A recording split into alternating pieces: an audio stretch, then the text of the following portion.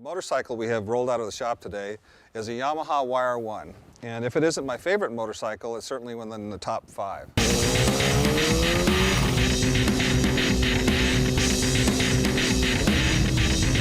This bike is a 1967. Up until that point in time, the only motorcycles that did much in the world were the Triumphs and the other English bikes. And they were 750 cc's for the most part, and they kind of ruled the racetracks and most of the streets in America and the rest of the world. The Yamaha built a 350, but it was a racetrack bike. And it did incredibly well on the racetrack. In fact, it beat the 750s and the 650s, the 500 Triumphs and Nortons, and of course they weren't very happy with that. But what really hurt the British motorcycle industry was when Yamaha took that 350 road racer and hung lights on it and put it on the street. And that was available to everyone for several $100s. And it was an immediate success. Up till this point in time, there had been other two-stroke motorcycles. There were Villiers motorcycles from England, Bultaco motorcycles from Spain. But up to that point in time, it was kind of hard to use them because before you could put fuel in the tank, you had to dump oil in the fuel and mix it up. Here, on this bike for the first time, it has auto lube, which means that you put the oil in a tank, and then you can probably fill up the gas tank 10 or 15 times without ever worrying about replenishing the oil supply.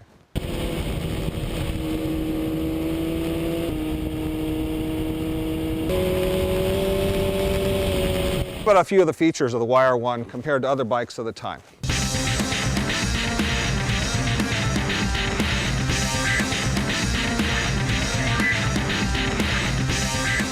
Up to this point in time, there were usually a tachometer and a speedometer. They would be separate. Yamaha, for the first time, built a tachometer and speedometer in one unit. It has chrome side panels, and then it had, for that period, these are called rubber panels, and these are knee guards. So, in theory, if you had mud or rocks on your knee or some road debris, as it rubbed on the gas tank, it wouldn't rub the paint off.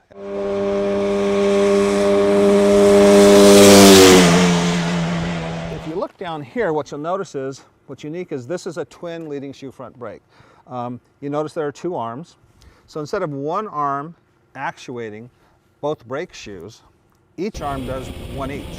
It gives you a lot more pressure and a lot more leverage, a lot more stopping power, at least for that time.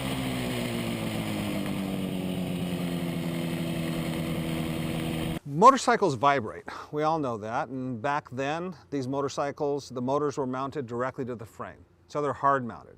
So any vibration that a motorcycle made went into the rider and went into other parts of the motorcycle.